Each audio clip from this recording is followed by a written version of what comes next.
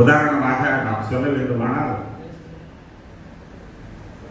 இந்த நாட்டிலே வாழ்ந்த இந்திய தலைவர்களுடைய வாழ்க்கை வரலாறு என்பது ஒரு பனைமரம் போன்றது.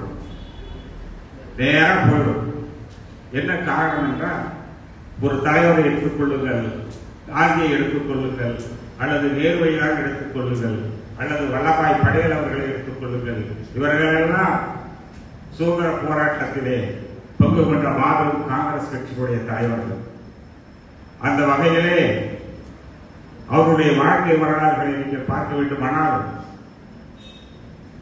பிறந்தார், சுதந்திர போராட்டத்துக்காக உழைத்தார், சிறை சென்றார், இந்தியாவுக்கு சுதந்திரம் வாங்கி தந்தார். இதுதான் அவர்களுடைய வாழ்க்கை வரலாறு.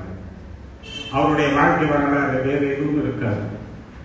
ஆனால் நமது பாபா சாஹேப் அம்பேத்கர் அவருடைய வாழ்க்கையை எடுத்துக்கொண்டால், அது ஒரு ஆலமரம் போன்று, அரச மரம் போன்று பல கிளைகள் இருக்கும். ஒவ்வொரு கிளையும் ஒரு வரலாறு. ஒவ்வொரு கிளையுமே அவருடைய வரலாறுகளாக எழுத வேண்டிய சூழ்நிலையிலேயே இன்று இந்தியா இருந்து கொண்டிருக்கிறது. அதுவும் உண்மைதான். அவருடைய வாழ்க்கை பரிமாணங்கள் என்பது அவர் கற்ற கல்வி, அது ஒரு வரலாறு. அவர் இந்த மக்களுக்காக போராடின அந்த போராட்டங்கள், அது ஒரு வரலாறு. இந்து மதவாதிகளோடு போரிட்ட, அது ஒரு வரலாறு. இந்திய சுதந்திரத்திற்காக பாடுபட்ட, அதுவும் ஒரு வரலாறு. இந்திய அரசியலமைப்பு சட்டத்தை எழுதுகின்ற, அது ஒரு பெரிய வரலாறு.